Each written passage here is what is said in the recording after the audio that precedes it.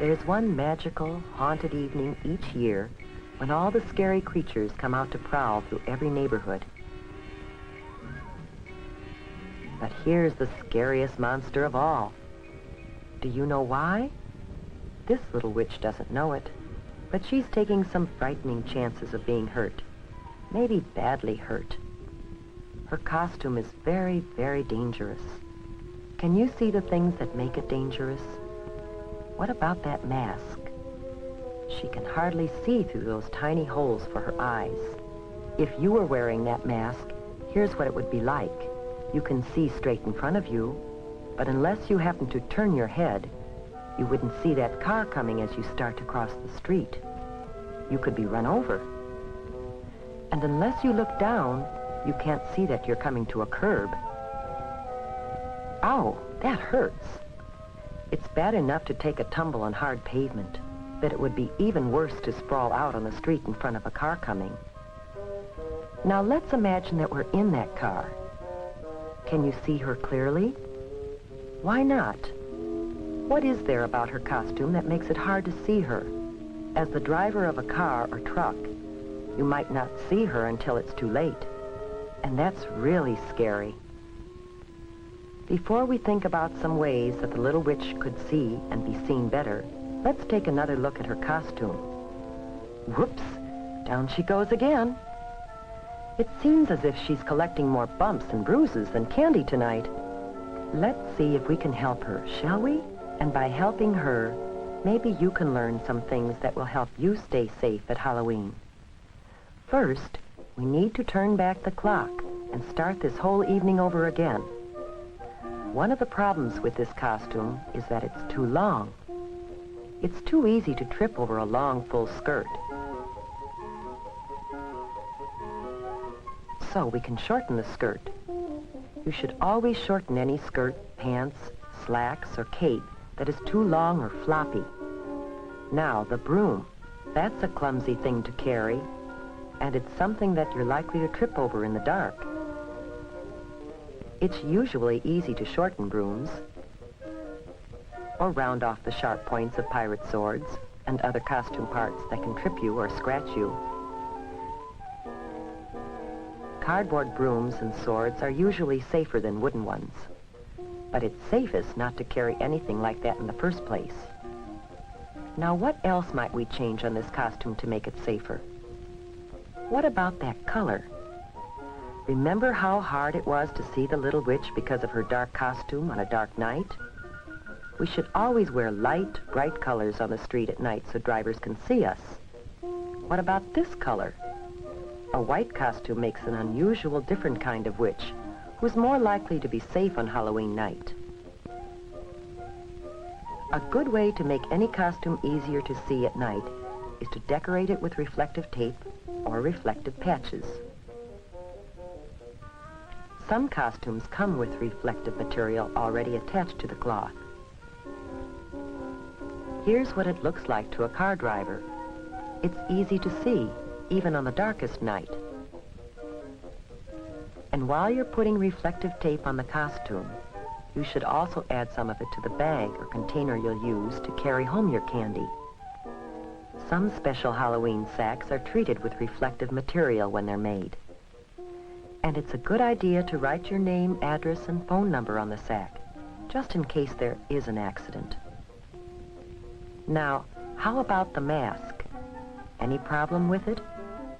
Do you remember how hard it was to see out through those little eye holes? To be safe at night, you have to be able to see clearly, as well as be seen. We can improve the mask by cutting larger holes to look out of.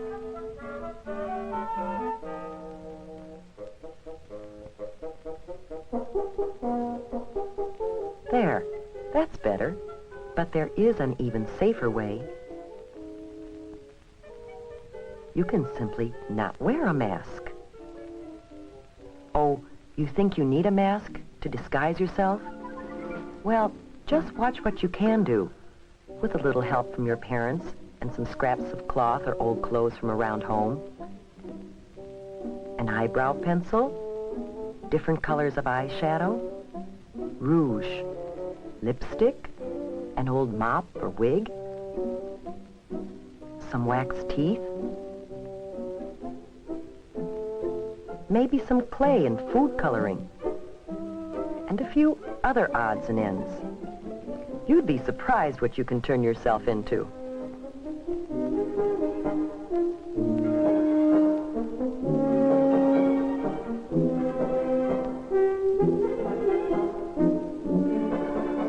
Whether you buy a costume or design your own, be sure that it's made of flame-retardant material. That means material that won't catch on fire easily.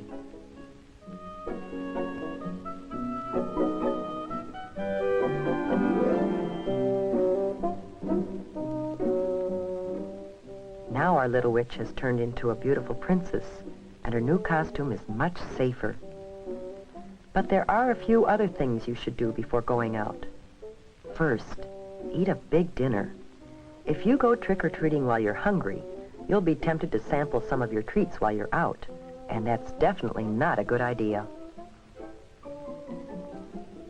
Keep an eye on the clock. In many places, the police set the hours that you should trick-or-treat. Trick-or-treat only within those times. Neighbors should be ready with treats for you, and drivers should be more careful to watch for you during those hours.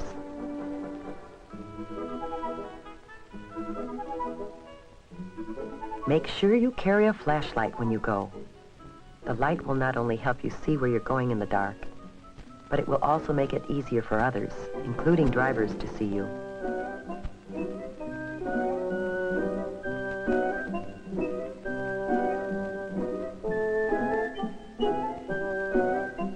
Always travel with a group, not alone. It's safer still to have a parent along to keep an eye on things. And of course, you should always walk.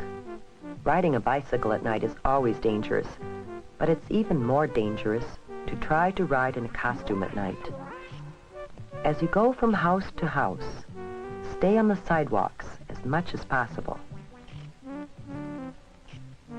If you have to walk in an area where there are no sidewalks, walk as far off the roadway as possible and face the traffic.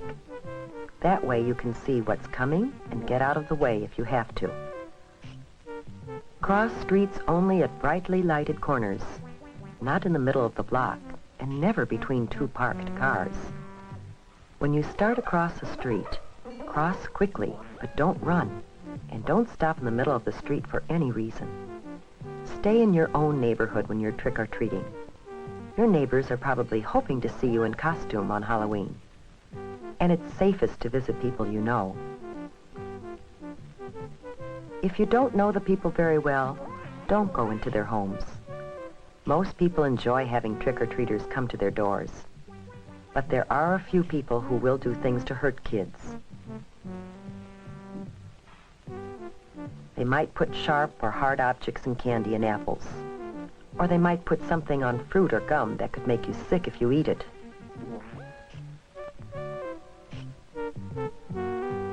To be completely safe, save your treats until you get home. Then ask your parents to help you check them carefully to make sure that there's nothing in them or on them that could hurt you. The safest treats are usually candy or gum that come in their own wrappers from the factory. Fruit should be washed before you eat it. And all candy bars and fruit should be sliced so you can be certain that there is nothing hard or sharp inside that could hurt you. If you're not sure whether something is safe or not, don't take any chances. Throw it away. But let's get back to the fun part of Halloween with the princess and her friends.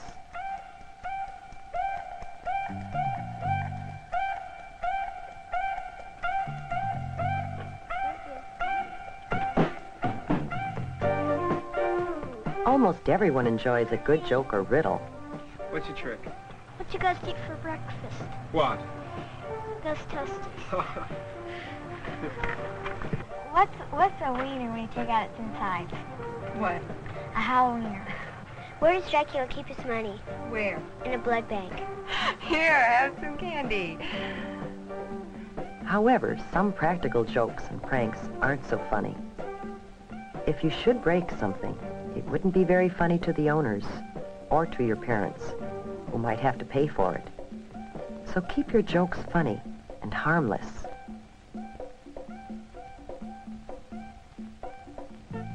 Tonight has been a magical night. We saw a scary monster changed into a beautiful, happy, and safe little princess. How about you? Will you follow the lead of the little princess and have a safe and super Halloween this year?